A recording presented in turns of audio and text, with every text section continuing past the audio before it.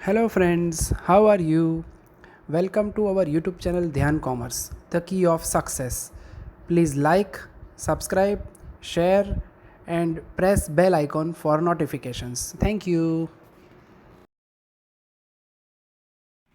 जय माता जी और dear student, welcome to online lecture of Dhyan commerce. Dhyan commerce के ऑनलाइन लेक्चर में आप सबका स्वागत है। हमारा ये मास्टर डिग्री का सेकंड सेमेस्टर यानी कि एमकॉम सेमेस्टर 2 में आज से हम सफ़र स्टार्ट करने जा रहा है और हमारा सब्जेक्ट जो होगा वो है कॉस्ट अकाउंटिंग 2।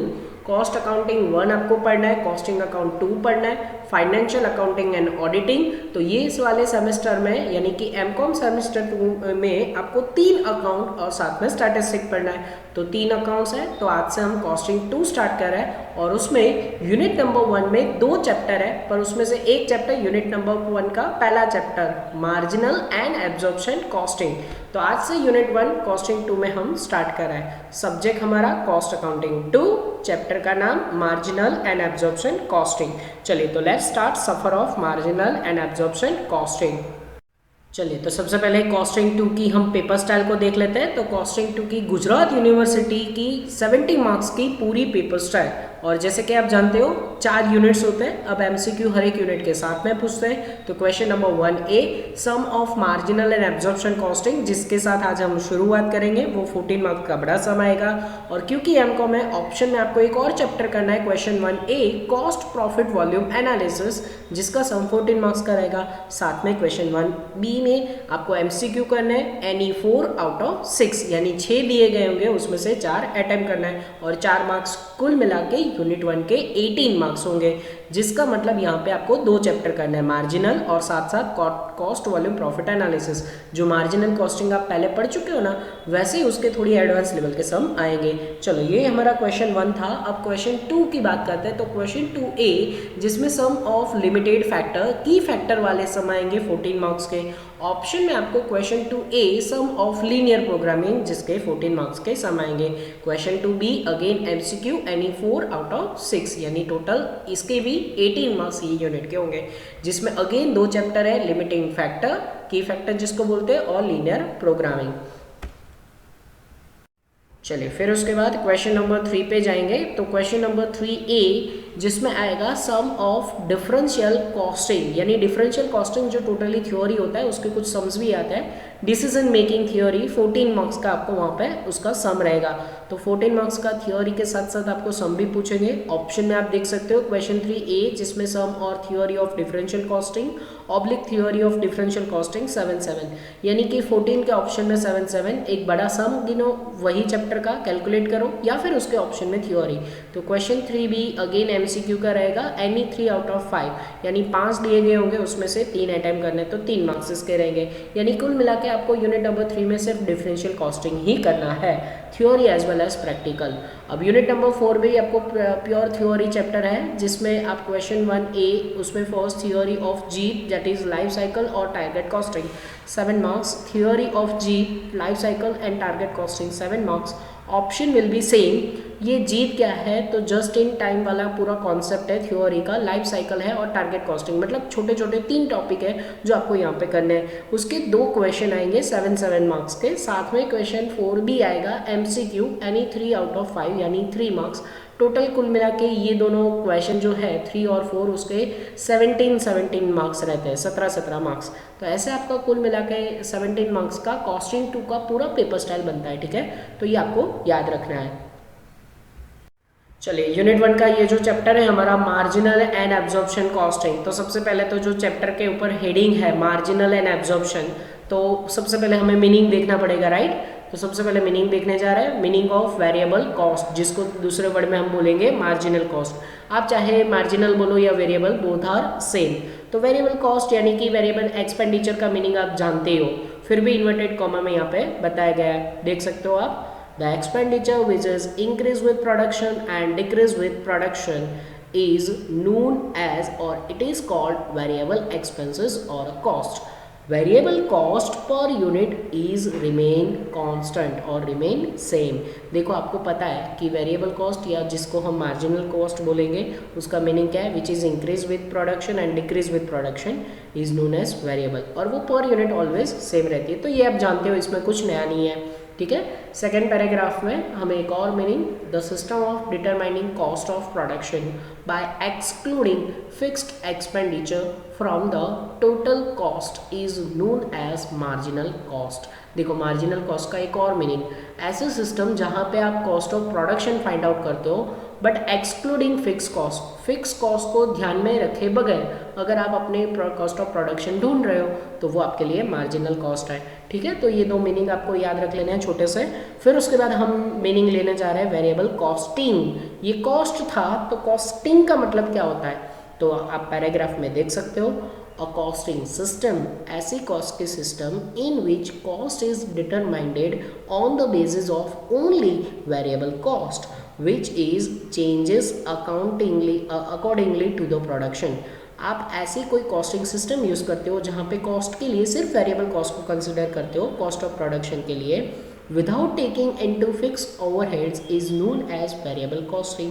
अगर आप फिक्स कॉस्ट को ध्यान में नहीं रखते हो, सिर्फ वेरिएबल को कंसिडर करके जो आपका कॉस्टिंग सिस्टम आप बना रहे हो फॉर फाइंडिंग आउट कॉस्ट, तो उसको हम वेरिएबल कॉस्टिंग बोलेंगे, ठीक है। पीछे आईएनजी लगता है। अब हमारा दूसरा एक छोटा सा meaning of fix cost. Fix का मतलब क्या होता है, विच इज़ रिमेन कॉन्स्टेंट। आपका कोई भी लेवल ऑफ प्रोडक्शन हो वो कभी बदलता है ही नहीं, तो उसको हम फिक्स कॉस्ट बोलते हैं। देख सकते हो आप सेंटेंस में उसका meaning, the cost which is remain constant whatever may be the level of production is called as fix cost. तो उसको हम कौन सी कॉस्ट कहेंगे, fix cost.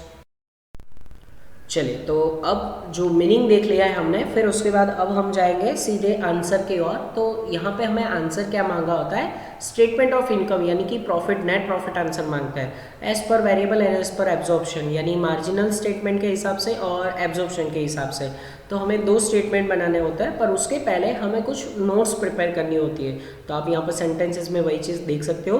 For preparing statement first we have to calculate some important items as under, यानी कि हमें कुछ इंपॉर्टेंट चीज़ें कंसिडर करनी चाहिए इनकम स्टेटमेंट बनाने से पहले।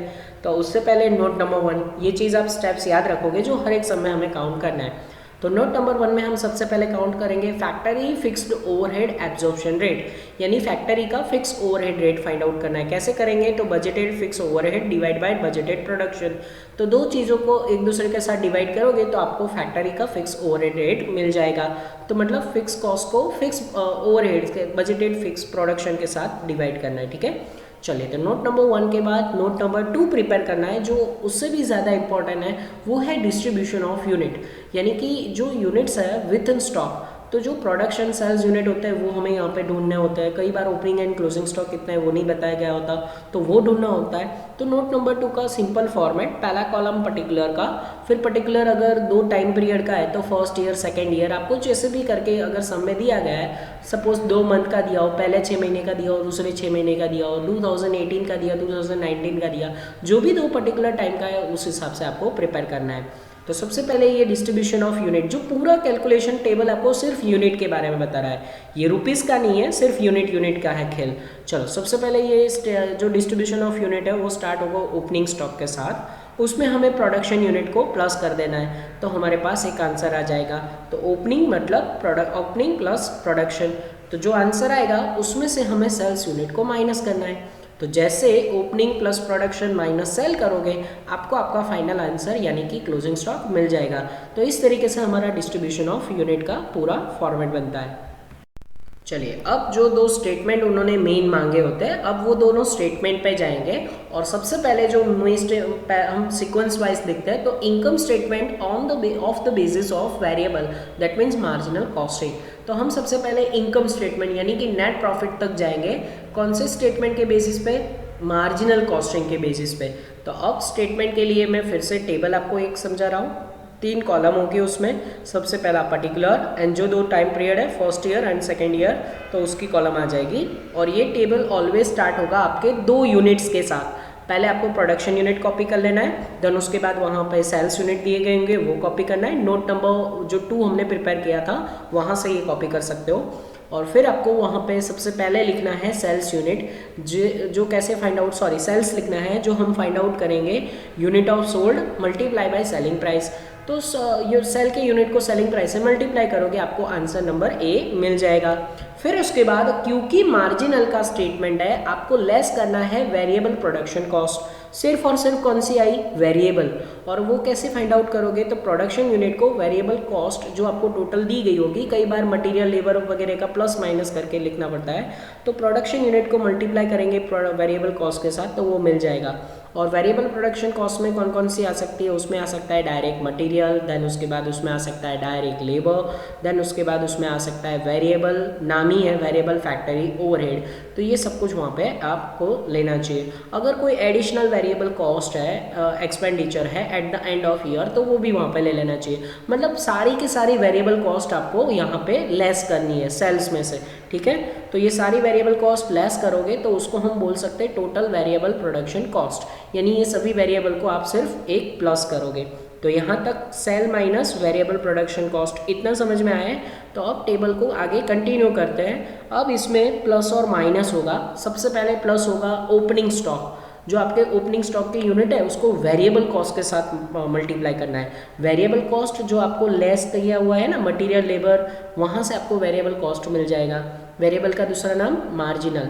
तो ओपनिंग स्टॉक को प्लस करना है और जो आंसर आएगा उसमें से आपको क्लोजिंग स्टॉक माइनस कर देना है। तो opening stock plus closing stock minus, ये फॉर्मेट आप हो सके उतना याद रखोगे क्योंकि इसी के बेस पे हम सम गिनेंगे। चलो क्लोजिंग स्टॉक भी same as per variable production cost unit को मल्टीप्लाई करोगे तो क्लोजिंग स्टॉक वहाँ पे माइनस होगा। तो ओपनिंग प्लस और क्लोजिंग माइनस करोगे तो आपको आपका बी आंसर मिलेगा, जिसको हम बोलेंगे production cost of good sold, जिसको हम बी कह सकते हैं। और फिर उसके बाद हम उसमें से प्रोडक्शन कंट्रीब्यूशन फाइंड आउट करेंगे ए माइनस बी। तो ए माइनस बी करोगे तो आपको एक आपका प्रोडक्शन कंट्रीब्यूशन नाम का आंसर मिल जाएगा। फिर उसके बाद हमें आगे क्या करना है, तो उसके आगे हमें लेस करना है दूसरी सारी फिक्स और वेरिएबल कॉस्ट। ये हमने सिर्फ अभी तक प्रोडक्शन लिया, अब कोई सेल्स एडमिनिस्ट्रेटिव ओवरहेड है तो वहाँ से माइनस करना है। फिर भले वो वेरिएबल हो या फिक्स हो, तो वेरिएबल हो तो एडमिनिस्ट्रेटिव वेरिएबल माइनस किया, फिर फिक्स माइनस किया, फिर हमारे पास जो आंसर आएगा उसको हम सेलिंग ओवरहेड भी बोल सकते हैं। तो सेलिंग ओवरहेड फिर उसके बाद और भी माइनस होंगे, उसमें अगर वेरिएबल है तो वो माइनस करो, जिसमें sales unit multiply by selling per unit है। अब तक जो यहाँ से के बाद आप सारे सेल्स यूनिट के साथ मल्टीप्लाई करोगे जो भी आपको मिल रहा है वो, ठीक है। तो सेलिंग ओवरहेड आपको वहाँ से आगे बढ़ना है, तो वेरिएबल हो तो selling unit multiply by selling expenses per unit को आप मल्टीप्लाई करने से मिलेगा। फिर उसके बाद फिक्स्ड वहाँ पे आप माइनस करोगे। तो ये सब कुछ लेस करना है प्रोडक्शन कंट्रीब्यूशन में। तो आपको आपका फाइनल आंसर के पहले एक और चीज़ वहाँ से माइनस होती है जिसको हम स्टार रेटिंग बोलेंगे, fixed cost of factory overhead. देखो ऊपर प्रोडक्शन में हमने फैक्ट्री का फिक्स कॉस्ट नहीं लिया था, सिर्फ वेरिएबल लिया था। फैक्ट्री का फिक्स कॉस्ट लास्ट में हमने माइनस किया है, ठीक है। तो ये सब कुछ प्रोडक्शन कंट्रीब्यूशन में माइनस होगा और हमें हमारा final answer that is net profit मिल जाएगा। और जैसे हम ये सब में हर रोज करेंगे आपको ये चीज़ इजी लग जाएगी, ठीक है। चलिए मार्जिनल के स्टेटमेंट के बाद अब हम income statement of the basis of absorption costing, यानी कि अब हम एब्जॉर्प्शन कॉस्टिंग के बेस पे पूरा हमारा नेट प्रॉफिट का आंसर कैलकुलेट करेंगे। फिर से एक बार वही 3 कॉलम वाला टेबल, उसमें सबसे पहले particular, then first year, then second year, जो भी हमारा है वही कॉलम एज इट इज़ रहेगा। जैसा आगे हमने मार्जिनल में किया था same production unit and sell unit को कंसिडर करना है। फिर उसके बाद वहाँ पे हमें सेल फाइंड आउट करना है, जो कि सेल्स यूनिट को मल्टीप्लाई करना है सेलिंग प्राइस के साथ। सेम जैसा हमने आगे मार्जिनल में किया है, यहाँ तक आपका पूरा टेबल एज इट इज़ रहेगा। अब एब्जॉर्प्शन कॉस्टिंग के मुताबिक यहाँ से चेंजेस आएंगे। अब इसमें से हम माइनस करेंगे प्रोडक्शन कॉस्ट। यहाँ पे सिर्फ एब्जॉर्प्शन का मतलब होता है वेरिएबल एंड फिक्स दोनों को कंसिडर किया जाता है। तो अब प्रोडक्शन कॉस्ट में आप देख सकते हो उसमें डायरेक्ट मटेरियल आएगा, फिर उसके बाद डायरेक्ट लेबर आएगा, देन उसके बाद वेरिएबल प्रोडक्शन कॉस्ट जैसा हमने आगे कंसिडर किया था वो भी आएगा। वेरिएबल किसका, सिर्फ और सिर्फ फैक्ट्री का। फिर उसके बाद एक और उसमें अगर एडिशनल वेरिएबल कॉस्ट है तो वो भी ऐड कर देने का at the end of year अगर आपको दिया हो। एंड लास्ट में star rating fixed factory overhead, जो पिछले स्टेटमेंट में हमने लास्ट में ऐड किया था, यहाँ पे सबसे पहले आपको ऐड कर देना चाहिए। यूनिट ऑफ प्रोड्यूस को मल्टीप्लाई करना है रिकवरी रेट के साथ, यानी कि प्रोडक्शन कॉस्ट के साथ। तो इस तरीके से हमें पूरा प्रोडक्शन कॉस्ट सेल में से माइनस करना है। तो हमारा जो पहला आंसर है that is called total production cost, वो हमें यहाँ पे मिल जाएगा। आगे वाले स्टेटमेंट में वेरिएबल कॉस्ट था, अब यहाँ पे टोटल प्रोडक्शन, इसमें फैक्ट्री का फिक्स आ गया, तो वेरिएबल के साथ साथ हमने एब्जॉर्प्शन में यहाँ पे फैक्ट्री का फिक्स कॉस्ट भी ऐड कर दिया। पर अब तक सभी फैक्ट्री आ रहा था। अब उसमें से एक और चीज़ प्लस और माइनस करेंगे, जैसा हमने आगे किया था। ओपनिंग स्टॉक प्लस जो आंसर आएगा उसमें क्लोजिंग स्टॉक माइनस करना है। तो हमें ये काम भी कर देना है, टोटल प्रोडक्शन में ओपनिंग प्लस क्लोजिंग माइनस। तो हमें हमारा पहला बी आंसर मिलेगा, that is cost of goods sold, COGS जिसको हम बोल सकते हैं बी आंसर। तो देखो ए हमारे पास सेल आ चुका है, बी COGS आ चुका है। अब ए में से बी को माइनस करेंगे, आगे उसको प्रोडक्शन कंट्रीब्यूशन बोलते थे, यहाँ पे उसको ग्रोस प्रॉफिट बोला जाता है, ए माइनस बी। तो यहाँ तक आपको स्टेटमेंट में क्या चीज चेंज आई, तो फैक्ट्री का फिक्स ओवरहेड यहाँ पे ऐड हो चुका है और नाम बदल गया है, ठीक है। तो ये चीज़ आपको मालूम पड़नी चाहिए। अब फैक्ट्री के अलावा बाकी के जैसे कि सेलिंग और एडमिनिस्ट्रेटिव होते हैं वो भी तो माइनस करना होते हैं ना।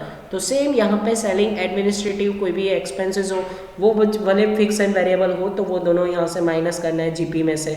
तो यहाँ पे सेलिंग एडमिनिस्ट्रेटिव ओवरहेड में वेरिएबल और फिक्स दोनों माइनस कर लिए। फिर उसके बाद अगर कोई सेलिंग ओवरहेड है तो उसको भी यहाँ पे माइनस कर देना है। पर ध्यान रखना, जब आप यहाँ पे मल्टीप्लाई करते हो तो गलती से प्रोडक्शन यूनिट के साथ नहीं, सेल्स यूनिट के साथ आपको मल्टीप्लाई करना है, ठीक है। तो ये लिखा हमने सेलिंग ओवरहेड में वेरिएबल एंड फिक्स। फिर उसके बाद हमारे पास जो फाइनल आंसर आएगा, और नेट प्रॉफिट से पहले एक इसको लास्ट को हम स्टार रेटिंग देंगे, over and under absorption of factory overhead. ये चीज़ों में काफ़ी सारे बच्चे गलती करते हैं। ये over and under absorption of factory overhead कहाँ से लेना है, किस तरीके से लेना है, तो वो आपको कंपेयर करना है मार्जिनल के साथ, और वो यहाँ पे मैंने लिख के समझाया। एब्जॉर्प्शन एक्सपेंसेस पहले आप लिखो, उसमें से जो मार्जिनल में आपने एक्चुअली फिक्स कॉस्ट किया है वो यहाँ से माइनस करो, तो आपको ओवर लिखा है कि अंडर लिखा है वो यहाँ पे पता चल जाएगा, ठीक है। तो उस हिसाब से हमारा ये स्टेटमेंट का भी final answer that is net profit यहाँ पे आ जाएगा। तो ये हमारा इनकम स्टेटमेंट हुआ on the basis of absorption costing.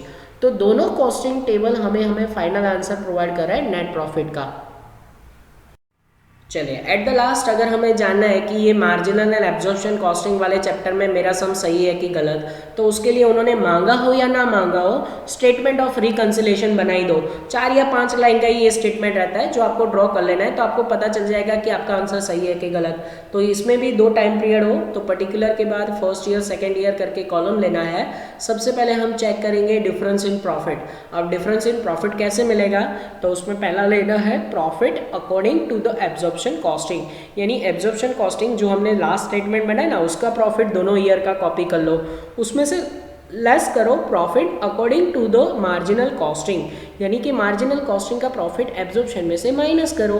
तो आपको जो यहाँ पे पहला स्टार वाला आंसर मिल रहा है ना, वही आंसर नीचे रीजन में जो डिफरेंस इन प्रॉफिट का जो आंसर आया वही आपके रीजन में अगर आंसर मैच हो जाता है तो समझो आपके आगे वाले दोनों स्टेटमेंट करेक्ट है।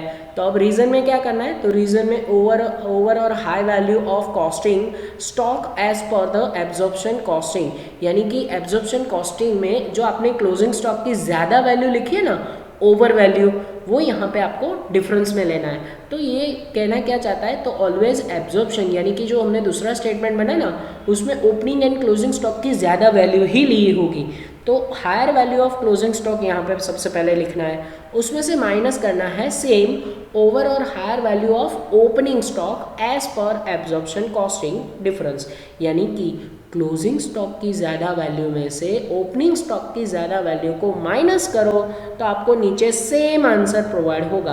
तो डिफरेंस इन प्रॉफिट का आंसर और रीजन का आंसर अगर सेम आ जाता है ये छोटे से रिकंसिलेशन स्टेटमेंट में, तो आप समझ पाओगे कि आपने जो पूरा सम कैलकुलेट किया है उसमें एक भी मार्क्स यूनिवर्सिटी कट नहीं करेगी। जय माता जी all dear student, welcome to online lecture of Dhyan commerce. Dhyan commerce के ऑनलाइन लेक्चर में आप सबका स्वागत है। एमकॉम सेमेस्टर 2 का सफर आज से स्टार्ट करने जा रहा है और उसमें भी आपको 3 अकाउंट और साथ में स्टेट पढ़ना है, जिसमें से costing 1, costing 2 and financial accounting and auditing आएगा।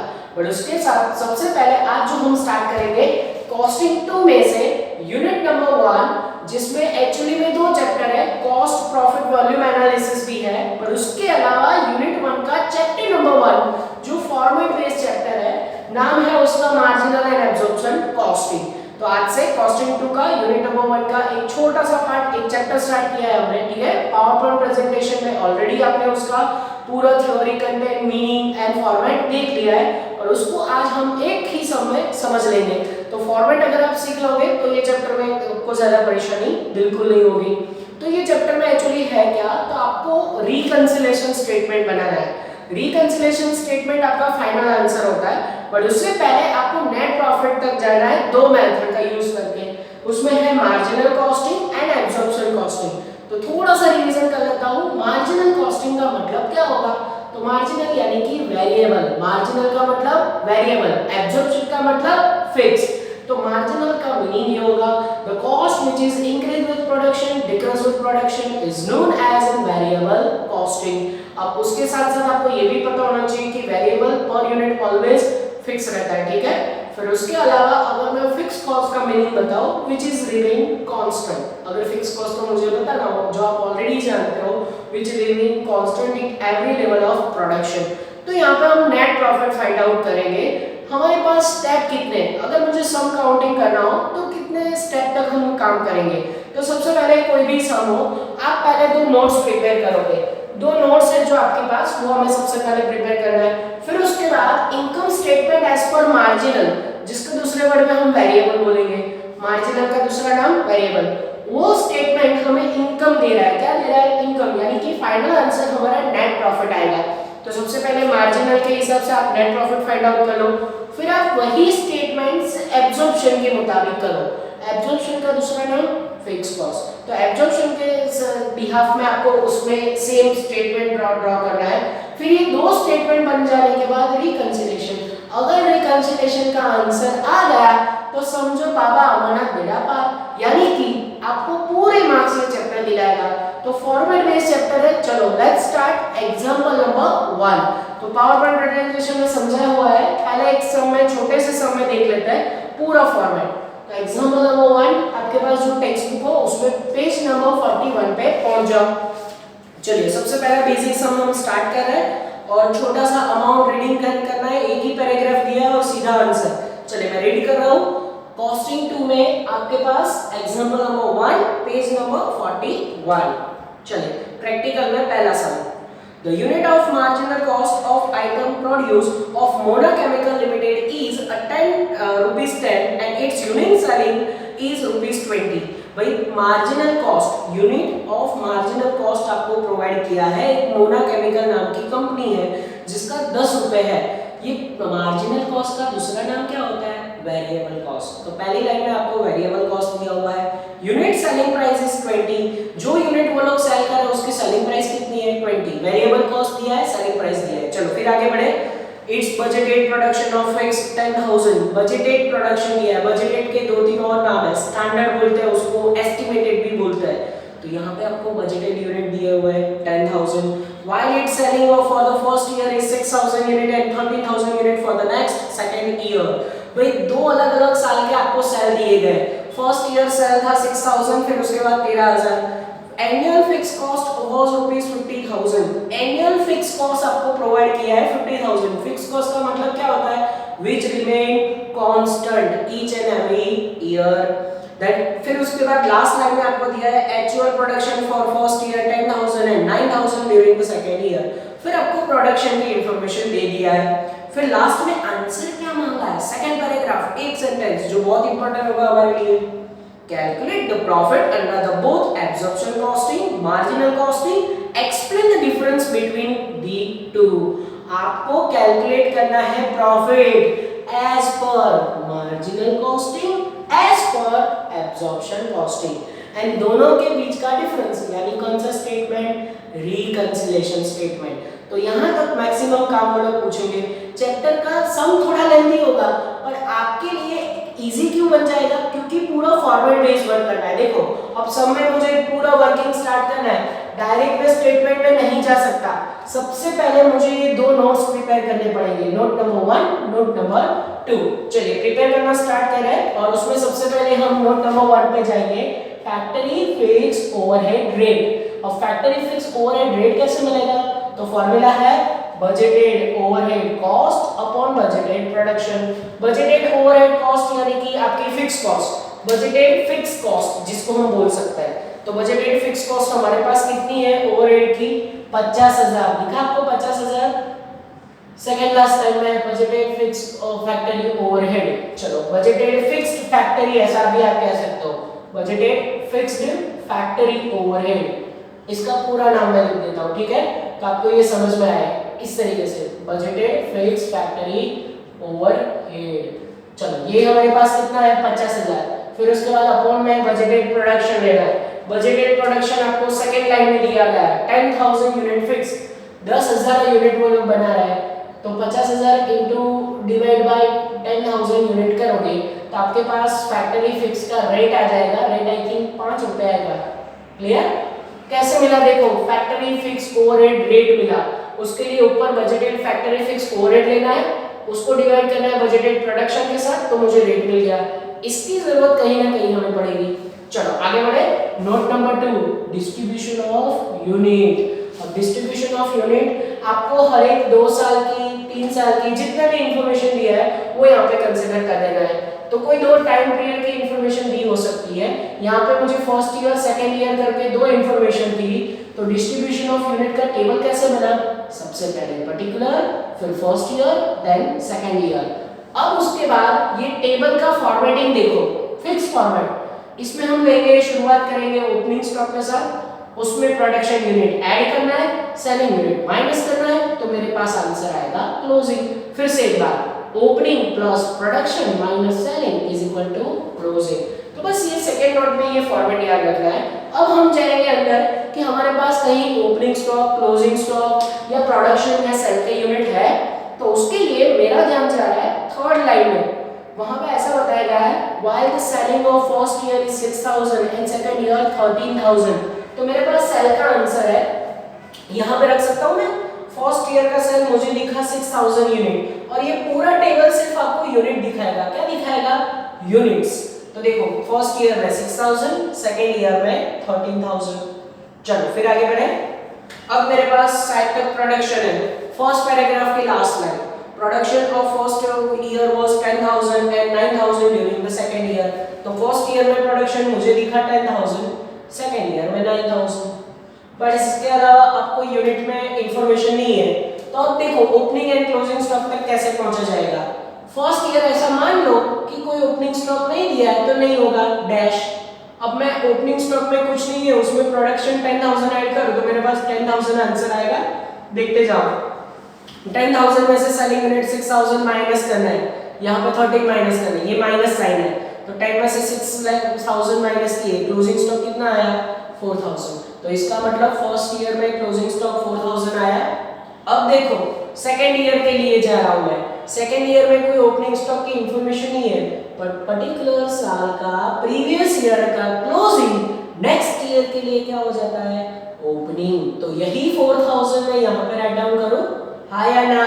100% हाँ। तो अब इसमें से 4,000 प्लस 9,000 करोगे तो यहाँ पे आई थिंक 13,000 आंसर आएगा, राइट? अब 13 में से देखो सेलिंग के 13 गए, मतलब ये साल कोई एंडिंग क्लोजिंग स्टॉक नहीं होगा, तो ये हमारे पास ये टेबल भी शुरू होते ही खत्म हो गया। पहले दो छोटे छोटे नोट्स और काम कंप्लीट। चलो अब जा रहे हैं हम अपने मेन प्रॉफिट की ओर, और दो स्टेटमेंट बनाने इनकम के, इनकम यानी कि नेट प्रॉफिट। और सबसे पहले हम प्रिपेयर करेंगे income statement as per marginal और एब्जॉर्प्शन कॉस्टिंग। अब marginal absorption costing, sorry marginal as उसका दूसरा नाम वेरिएबल कॉस्टिंग। स्टेटमेंट का फॉर्मेट कुछ फिक्स है, अगर मैं आप वेरिएबल के हिसाब से पूरा कैलकुलेशन करने जा रहा हूँ, सबसे पहले आप प्रोडक्शन सेल यूनिट को कॉपी करो, फिर उसके बाद सेल लिखो जिसको हम ए बताएंगे, उसमें से टेक्निक के हिसाब से माइनस करना है वेरिएबल प्रोडक्शन कॉस्ट। क्या माइनस करना है? नाम के हिसाब से, क्योंकि ये स्टेटमेंट का नाम क्या है? मार्जिनल जिसको वेरिएबल बोला जाता है, इसलिए वेरिएबल प्रोडक्शन कॉस्ट माइनस करनी है, उसमें ओपनिंग कॉस्ट को प्लस करो, क्लोजिंग स्टॉक को माइनस करो, वेरिएबल प्रोडक्शन कॉस्ट यानी आंसर मिलेगा बी। फिर उसमें से ए माइनस बी करो, प्रोडक्शन कंट्रीब्यूशन मिलेगा। फिर उसके बाद आगे क्या करना है तो हम अभी देखेंगे। चलो स्टेटमेंट को स्टार्ट किया जाए। सबसे पहला स्टेटमेंट एज पर मार्जिनल, तो स्टार्ट करना है हमें प्रोडक्शन एंड सेल यूनिट से। चलो प्रोडक्शन एंड सेल यूनिट आपको कहां दिख रहे हैं, ये रहे 10,000। सेलिंग यूनिट कहां है, उसके बाद सॉरी दूसरे ईयर में 9,000। फिर सेलिंग यूनिट वो भी यहां पे है 6,000। तो नोट्स प्रिपेयर हो गए, वहां से सिर्फ कॉपी पेस्ट कर रहा हूं। ये सब कुछ यूनिट है। फिर उसके बाद मुझे चाहिए सेल, तो सेल कैसे फाइंड आउट होगा, तो उसके लिए सिंपल है, selling unit multiply by selling price. देखो फर्स्ट यूनिट के लिए, फर्स्ट ईयर के लिए अगर मैं काम करूं तो फर्स्ट यूनिट सेलिंग है 6,000। चलो इसको यहाँ पे शो कर रहा हूँ 6,000 unit multiply by selling price. अब सेलिंग प्राइस कहाँ है, तो वो आपको फर्स्ट पैराग्राफ में दिया हुआ है। Selling price second line 20 rupees मिला, तो 6,000 यूनिट को सेलिंग प्राइस 20 रुपीस से मल्टीप्लाई करोगे तो आंसर मिलेगा। सेकंड में 13,000 यूनिट्स को 20 रुपीस प्राइस के साथ मल्टीप्लाई करोगे, आंसर मिलेगा। तो मेरे पास मेरे सेल का आंसर, जो कि हम उसको आंसर नंबर ए कहेंगे, 1,20,000 आएगा। एंड जो बाजू में कॉलम है सेकंड ईयर, वहां पे हमारे पास आंसर आएगा 2,60,000। क्लास में होते तो आप लोग मुझे हेल्प करते, अभी ऑनलाइन है तो ये काम मैं अपने आप कर रहा हूँ। तो ये हमारे पास सबसे पहले आ चुका है सेल्स। चलो उसको नंबर ए कर दिया हमने। अब उसमें से माइनस करना है वेरिएबल प्रोडक्शन कॉस्ट। अब वेरिएबल प्रोडक्शन कॉस्ट आपको सब में कहीं ना कहीं दी गई होगी, तो मुझे फर्स्ट लाइन में मार्जिनल कॉस्ट करके सो वेरिएबल सेलिंग प्राइस हमें दे दी गई है, तो सबसे पहले मैं वही राइट डाउन करने जा रहा हूँ। तो मेरे पास होना चाहिए प्रोडक्शन यूनिट, क्या होना चाहिए प्रोडक्शन यूनिट, उसको मैं वेरिएबल कॉस्ट के साथ मल्टीप्लाई करूंगा। तो देखो फर्स्ट ईयर में मेरे पास आएगी, फर्स्ट ईयर में प्रोडक्शन है 10,000, उसको वेरिएबल कॉस्ट यानी 10 रुपीस से मल्टीप्लाई कर रहा हूँ। ये 10 रुपीस क्या है, 10 रुपीस हमारे लिए वेरिएबल प्रोडक्शन कॉस्ट है। तो 10,000 इंटू 10, दूसरे साल प्रोडक्शन है 9,000, 9,000 इंटू 10 रुपीस करो तो मल्टीप्लाई। फर्स्ट में आई थिंक 1 लाख आएंगे, सेकंड में आंसर आएगा आई थिंक 90,000। अब देखो रूल के मुताबिक क्या करना है हमें, उसमें से बारी बारी ओपनिंग स्टॉक को प्लस करना है, क्लोजिंग स्टॉक को माइनस करना है। तो देखो ओपनिंग और क्लोजिंग स्टॉक कहाँ है, ये रहा स्टेटमेंट नंबर 2 में, नोट नंबर 2 में। सेकेंड ईयर में हमारे पास ओपनिंग स्टॉक है, फर्स्ट ईयर में सिर्फ क्लोजिंग स्टॉक है। तो चलो opening stock, unit of opening stock is 4,000 and price कौन सी होगी, ये वाली वेरिएबल ₹10। तो देखो ये मैंने 10 लिया और इसको 40,000 यहाँ पे प्लस करना है सेकेंड ईयर में। कैसे काम किया, unit multiply by variable production cost. Statement के नाम से हिसाब से आप मल्टीप्लाई में 10 रुपीस दे रहे हो, जो कि हमारे लिए वेरिएबल, दूसरा नाम मार्जिनल कॉस्टिंग है। चलो फिर उसके बाद हम जाएंगे क्लोजिंग स्टॉक के ऊपर। ये रहा क्लोजिंग स्टॉक 4,000 को मल्टीप्लाई करो अगेन ₹10 के साथ, वो सिर्फ फर्स्ट ईयर में है, तो 40,000 यहाँ पे माइनस करूँ इस तरीके से। तो देखो देखते देखते हमारा वेरिएबल प्रोडक्शन कॉस्ट का काम कंप्लीट हो गया है। नाम के हिसाब से यहाँ पे सभी जगह पे हमने 10 रुपीस कंसिडर किए, ये आप याद रखोगे, ठीक है। क्यों, क्योंकि ये मार्जिनल का स्टेटमेंट है। चलो इसमें से ये माइनस करो, अब हमें आंसर आ जाएगा वैल्यू ₹60,000। इसमें माइनस प्लस करोगे तो 1,30,000 आई थिंक। चलो इस तरीके से हमारा डी आंसर भी आ चुका है। बस इसके बाद अब क्या करना है, a minus B, a minus B करो तो 120 में से 60 गए, 60 बचे, 230 में से 130 गए, आई थिंक 130 बचेगा। तो ये मुझे क्या मिला, मेरा प्रोडक्शन कंट्रीब्यूशन। यहाँ तक के स्टेटमेंट में आपको कोई कंफ्यूजन नहीं होना चाहिए। अब इसके बाद मार्जिनल का स्टेटमेंट मुझे खत्म करना है, तो ये जो मुझे कंट्रीब्यूशन मिला, अब तक हमने सिर्फ वेरिएबल लिया है। क्या लिया है, सिर्फ और सिर्फ वेरिएबल। अब कोई फिक्स्ड हो तो उसको लास्ट में अगर आप माइनस करोगे, फिक्स को क्या करोगे लास्ट में माइनस करोगे, तो आपके पास आपका फाइनल आंसर, दैट मींस आपका जो नेट प्रॉफिट है वो आंसर मिल जाएगा। तो नेट प्रॉफिट तक जाने के लिए मुझे सिर्फ और सिर्फ एक चीज जो माइनस करनी है, जिसको हम स्टार रेटिंग बोलेंगे, that is factory fixed overhead. Factory का फिक्स ओवरहेड यहां से माइनस करना है, और फैक्टरी का फिक्स ओवरहेड कितना था, ये देखो नोट नंबर 1 में मेरे पास 50,000 है, तो मैं यहाँ से 50,000 माइनस करूंगा। ये मैंने 50,000 माइनस किए, तो मेरे पास नेट प्रॉफिट का यहाँ पे आंसर मिल रहा है as per marginal costing, as per marginal costing. चलो मार्जिनल कॉस्टिंग के हिसाब से नेट प्रॉफिट का आंसर आई थिंक पहला में 10,000 और दूसरे में 80,000 आएगा, राइट। चेक करें आंसर में, हम आंसर में ये कहीं ना कहीं आपको बताया गया होगा। यस, आंसर आ रहा है as per marginal costing, last line में 10,000 80,000 दिख रहा है। चलिए एज पर मार्जिनल पूरा इनकम स्टेटमेंट यानी कि नेट प्रॉफिट फाइंड आउट करने के बाद अब हम दूसरा स्टेटमेंट प्रिपेयर करने जा रहे हैं। यहाँ से मैंने 2 नोट्स हटा दिए क्योंकि बोर्ड पे जगह कम बचेगी, तो 2 जो नोट्स आगे लिखे हुए थे वो आप नोटबुक में कॉपी करोगे, फिर ये सेकंड बनाओगे और थर्ड में आपके सामने दोनों का कंपैरिजन करने के लिए अब दूसरा स्टेटमेंट इनकम स्टेटमेंट एज पर, अब नाम क्या है, एब्जॉर्प्शन। एब्जॉर्प्शन का मतलब होता है फिक्स्ड, यानी कि जो फिक्स और वेरिएबल दोनों को कंसीडर करता है, एब्जॉर्प्शन कॉस्टिंग, जिसमें marginal as well as fix दोनों को कंसीडर किए जाते हैं। तो मतलब वेरिएबल फिक्स दोनों को मिला के ये स्टेटमेंट बनेगा। चलिए ये वाले स्टेटमेंट और ये वाले स्टेटमेंट में फर्क कहाँ आएगा, तो सबसे पहले स्टार्टिंग में तो कॉमन चीजें हैं, यहाँ तक 3 line as it is, production, sell unit, selling तक एज इट इज हमें लिखना है। चलो दोनों साल के लिए जो यहाँ पर मैं कॉपी करने जा रहा हूँ देखते जाओ। सबसे पहले प्रोडक्शन कॉपी पेस्ट 10,000 9,000, फिर सेलिंग है 6,000 एंड 13,000, फिर देखते जाओ। सेल्स हमें ढूंढना है जिसको हम ए आंसर करेंगे। सेल्स कितना है हमारे पास, वहां पे हमने ऑलरेडी लिखा हुआ है 1,20,000 as well as 2,60,000। Selling unit को सेलिंग प्राइस के साथ हमें मल्टीप्लाई कर देना है, ठीक है। तो ये हमारा यहाँ तक का स्टेटमेंट एज इट इज। फिर ये एब्जॉर्प्शन था, मार्जिनल था, तो यहाँ पे वेरिएबल प्रोडक्शन कॉस्ट थी। अब देखो यहाँ पे क्या आ चुका है, प्रोडक्शन कॉस्ट। अब प्रोडक्शन कॉस्ट का मतलब क्या होता है, तो यहाँ से नया सफर स्टार्ट हो रहा है। ये वाला स्टेटमेंट एज पर एब्जॉर्प्शन कॉस्टिंग है, तो यहाँ पे variable as well as factory fix को लेना है। तो वेरिएबल कॉस्ट जो हमारे पास पहले थी ₹10, राइट। अब उसमें मुझे फैक्टरी की फिक्स ओवरहेड स्टार रेटिंग, जैसे यहाँ पे लास्ट में ऐड होता था ना, माइनस किया था ना, तो यहाँ पे प्रोडक्शन कॉस्ट के साथ वेरिएबल को कंसीडर किया जाएगा, variable as well as fix लिखो। चलो तो फैक्टरी फिक्स ओवरहेड कहाँ से मिलेगा, नोट नंबर 1 से, जो हमने स्टार्टिंग में नोट नंबर 1 बनाया था, वहां से फैक्टरी की फिक्स कॉस्ट पर यूनिट 5 रुपए आंसर आया था। कितना आंसर आया था, 5 रुपए, स्टार रेटिंग इसको। तो टोटल प्रोडक्शन कॉस्ट मेरे पास है ₹15। अब मुझे 15 के ऊपर से यहाँ पे पहले प्रोडक्शन कॉस्ट बाहर आंसर लिखना हो, तो आंसर कैसे लिख सकता हूँ, तो यहाँ पे आंसर इस तरीके से आएगा कि पहले में आपके प्रोडक्शन यूनिट 10,000 थे, तो 10,000 मल्टीप्लाई बाय ₹50। दूसरे में आपके प्रोडक्शन 9,000 है, तो 9,000 इंटू ₹50। चलो इन दोनों का आंसर कितना आएगा हमारे पास, तो ये आंसर हमारे पास आएगा 1,50,000।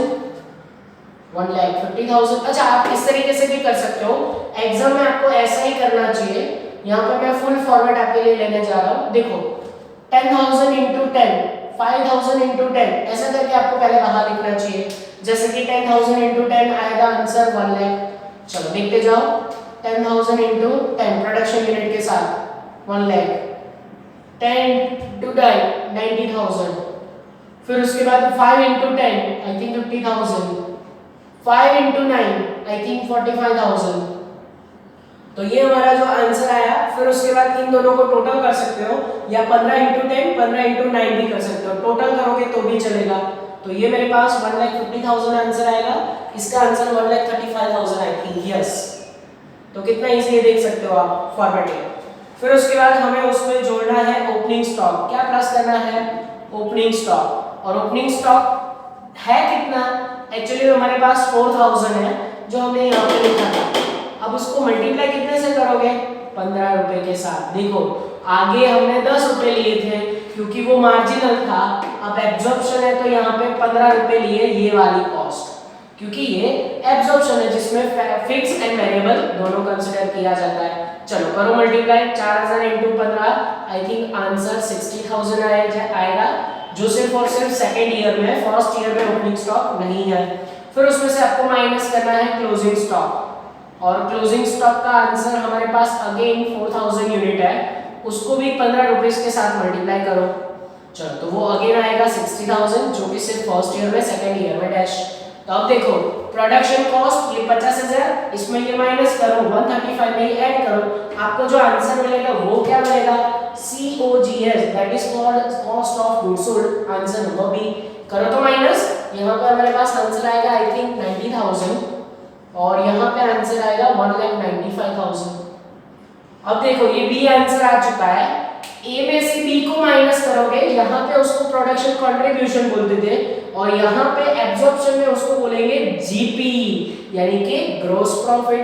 चलो ग्रॉस प्रॉफिट का आंसर फाइंड आउट करो, 120 में से 90 गए 30,000, 1 to 60 में से 195 गए, आंसर आएगा 65,000। अब यहाँ से हमारा अलग सफर स्टार्ट हो जाएगा। अब इसके बाद इसमें एक लास्ट चीज जो नेट प्रॉफिट हमारा आंसर है ना, final answer net profit as per, ये प्रॉफिट कौन सी मेथड से आएगा, एज पर एब्जॉर्प्शन कॉस्टिंग। चलो एब्जॉर्प्शन कॉस्टिंग के हमारा नेट प्रॉफिट का आंसर आने से पहले यहाँ पे हम एक चीज आइदर प्लस करेंगे आइदर माइनस, वो क्या होगी, ओवर और अंडर वैल्यू ऑफ, इसको बोला जाता है ओवर और under value of factory fixed overhead, factory fixed overhead. अब ये क्या है, तो आपको जो आपकी फैक्ट्री फिक्स्ड ओवरहेड की वैल्यू है ना, दूसरा स्टार रेटिंग, देखो यहाँ पे फैक्ट्री फिक्स्ड ओवरहेड हमने 50,000 फिक्स लिए थे क्योंकि वो फिक्स रहता है, पर यहाँ पे फैक्ट्री फिक्स्ड ओवरहेड 5 रुपए के हिसाब से 50,000 लिया है, 45,000 लिया है। तो यहाँ की कंपैरिजन इसके साथ करनी है, ज्यादा लिखा हो ओवर लिखा हो तो प्लस करना है, अंडर वैल्यू लिखा हो तो माइनस करना है। चेक करो तो फर्स्ट ईयर देखो यहाँ पे 50,000 है, यहाँ पे 50,000 है, ज्यादा या कम लिखी है, नहीं लिखा है तो यहाँ पे डैश। अब दूसरे साल देखना, यहाँ पे 45,000 है फैक्ट्री की, यहाँ पे 50,000 है, देखो तो कंपैरिजन करो तो इसमें मार्जिनल के हिसाब से हमने कम वैल्यू लिखी है, 45,000 कैसा लिखा है, कम लिखा है, कम लिखा है यानी कि क्या किया है हमने, अंडर वैल्यू। तो ये जो अंडर वैल्यूएशन आप करते हो 45,000 माइनस 50,000, तो इसका मतलब ये हुआ कि हमने 5,000 कम वैल्यू लिखा है, 5,000 को क्या करो माइनस, ओवर को प्लस अंडर को माइनस। चलो यहाँ पे कोई चेंजेस नहीं आया तो नेट प्रॉफिट 30,000, 65,000 से 5,000 गया तो वैल्यू आई 60,000। तो ये हमारा सेकंड स्टेटमेंट का नेट प्रॉफिट आ चुका है, देख सकते हो आप दोनों का सामने सामने प्रॉफिट। तो ये प्रॉफिट था एज पर मार्जिनल, ये प्रॉफिट था एब्जॉर्प्शन। अब हमारा ये आंसर सही है या गलत, ये हमें चेक करना हो तो एक छोटा सा रिकंसिलिएशन स्टेटमेंट बनता है जो कि मैं बोर्ड ऑफ करके यहीं पे आपको समझा रहा हूँ। चलिए रिकंसिलिएशन के लिए बोर्ड पे जगह नहीं बचेगी, दो नोट्स आपने लिखे होंगे सबसे पहले, फिर सेकंड आपने ये प्रिपेयर किया है एज पर मार्जिनल, फिर उसके बाद ये एब्जॉर्प्शन का पूरा कॉपी किया होगा। अब उसके बाद रिकंसिलिएशन के लिए मैं इसका आधा स्टेटमेंट यहाँ से रफ कर रहा हूँ। देखो रिकंसिलिएशन के लिए बोर्ड पे मैंने पूरी जगह कर रहा हूँ, लाइव आपके सामने बोर्ड रफ कर रहा हूँ, पर कुछ चीजें रहने दूंगा ताकि हमें कंपैरिजन में आसानी हो। तो ये हमारे लिए बोर्ड पे ऊपर जगह हो चुकी है। लास्ट एंड फाइनल आंसर उसको भी हम स्टार रेटिंग देंगे, that is statement of reconciliation. देखते जाओ, ये लिखा मैंने स्टेटमेंट ऑफ रिकंसिलिएशन। चलिए यस, रिकंसिलिएशन स्टेटमेंट, और उसके लिए यहाँ पे प्रिपेयर होगी 3 कॉलम। देखते जाओ कैसे, तो एकदम छोटा सा स्टेटमेंट है, शुरू होते ही खत्म हो जाए वैसा स्टेटमेंट। सबसे पहले उसमें जो कॉलम बनेगी वो 2 ईयर की अगेन कॉलम होगी, वहां पे 2 साल के लिए कॉलम। चलो यहाँ पे ऊपर लिखेंगे सबसे पहले particular, then first year and second year. चलो फिर उसके बाद सबसे पहले हमें स्टेटमेंट स्टार्ट करना है, number 1 that is difference in profit. Profit में डिफरेंस कैसे लिया जाता है, तो सबसे पहले प्रॉफिट एज पर absorption costing and marginal costing के बीच का डिफरेंस। तो पहला प्रॉफिट आएगा profit as per marginal absorption, yes सबसे पहले एज पर एब्जॉर्प्शन कॉस्टिंग ले लेंगे। एब्जॉर्प्शन कॉस्टिंग के मुताबिक प्रॉफिट, तो ये प्रॉफिट कहाँ है, ये रहा प्रॉफिट।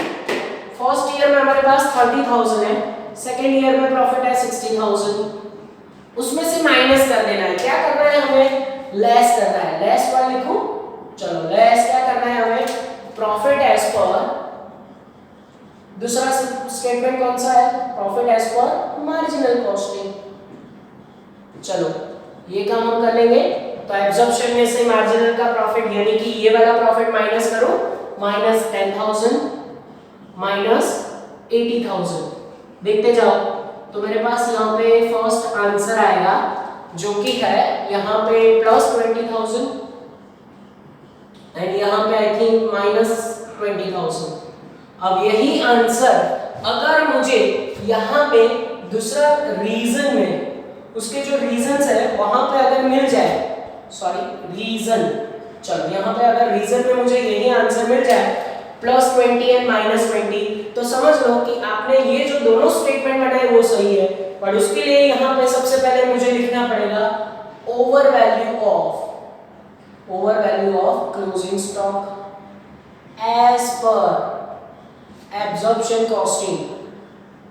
एब्जॉर्प्शन कॉस्टिंग में आपने क्लोजिंग स्टॉक की वैल्यू ज्यादा लिखी होगी, सबसे पहले वो कॉपी करना है, उसमें से आपको लेस करना है over value of, again over value ही होगी, over value of opening stock as पर एब्जॉर्प्शन, और इन एब्जॉर्प्शन कॉस्टिंग ऐसा भी लिख सकते हो, सॉरी एज पर नहीं लिखना चाहिए, वर्ड आना चाहिए in, opening stock in absorption costing. चलिए, तो इसका मतलब ये स्टेटमेंट हमें ये बताया है कि आपने closing stock average opening stock दोनों की वैल्यू ज्यादा लिखी होगी, किसमें, एब्जॉर्प्शन में। ऐसा क्यों, क्योंकि यहाँ पे आप देख सकते हो 10 से मल्टीप्लाई किया था, यहाँ पे 50 के साथ मल्टीप्लाई किया था। तो over value of closing stock कितना ज्यादा लिखा है एब्जॉर्प्शन में, तो क्लोजिंग स्टॉक यहाँ पे 60 लिखा है, यहाँ पे 40 लिखा है, कितना ज्यादा लिखा है, तो यहाँ पे देख सकते हो आप, यहाँ पे 60 है एज पर एब्जॉर्प्शन में, और मार्जिनल का इतना स्टेटमेंट मैंने रेल दिया था, उसमें क्लोजिंग स्टॉक है 40,000, कितना ज्यादा वैल्यू लिखा, तो यहाँ पे ज्यादा वैल्यू लिखा 20,000, और क्लोजिंग स्टॉक दूसरे साल तो है ही नहीं, तो दूसरे साल में डैश। अब सेम काम हमें ओपनिंग स्टॉक में देखना है। देखो ओपनिंग स्टॉक यहाँ पे 60 है और यहाँ पे मार्जिनल में 40 है, कितना ज्यादा लिखा है हमने, 20,000 ज्यादा लिखा है। तो over value of opening stock को माइनस करना है, क्लोजिंग स्टॉक को प्लस करना था, तो कितना ओवर ओपनिंग स्टॉक ज्यादा लिखा, कौन से साल में, फर्स्ट ईयर में डैश, सेकेंड ईयर में 20,000 ज्यादा लिखा। और यहाँ पे माइनस साइन क्यों, क्योंकि ओपनिंग स्टॉक की ओवर वैल्यू को माइनस करना है, क्लोजिंग स्टॉक की ओवर वैल्यू को प्लस करना है। तो ये देखो हमारा जो रीजन है, यानी कि ये जो 20,000 ऊपर थी, नीचे भी आंसर में भी सेम, यहाँ पे प्लस 20 आ रहा है, यहाँ पे माइनस 20, तो रिकंसिलिएशन स्टेटमेंट का आंसर मैच हो रहा है। देख सकते हो आप कि सेम आंसर आ चुका है, जो डिफरेंस इन प्रॉफिट था उसकी रीजन भी सेम। तो अब ये मार्जिनल का स्टेटमेंट पूरा यहाँ से हटा दूं तो आपको क्लियर कट दिखेगा कि रिकंसिलिएशन स्टेटमेंट का आंसर आ रहा है। तो चाहे रिकंसिलिएशन मांगा हो या ना मांगा हो, आपको ड्रॉ कर देने का, क्या कि आपको पता चले कि आपने जो मार्जिनल के हिसाब से और एब्जॉर्प्शन के हिसाब से net profit answer find out किया है वो सही है या गलत। हर रोज ये काम करना है। अगर आज आपने पहले समय ये फॉर्मेट सीख लिया तो समझ लो कि आगे हर रोज यही सेम टू सेम वर्क करना है, सिर्फ उसमें कुछ वेराइटीज आती जाती रहेगी। तो आज के लेक्चर का काम यहीं तक रखते हैं। आशा रखता हूँ कि जो भी मैंने बोर्ड पे किया, जो रफ किया है वो लिख के आप लोग पूरा कंप्लीट करोगे। थोड़ा लेंथी सम होता है पर आप आराम से कर लोगे क्योंकि फॉर्मेट बेस्ड है। तो नेक्स्ट लेक्चर में सफर को आगे बढ़ाएंगे। आज कोई होमवर्क नहीं है, सिर्फ बेसिक्स वाला सम किया है। चलिए, ऑल द बेस्ट एंड जय माता दी। Please like, subscribe, share and press bell icon for notifications.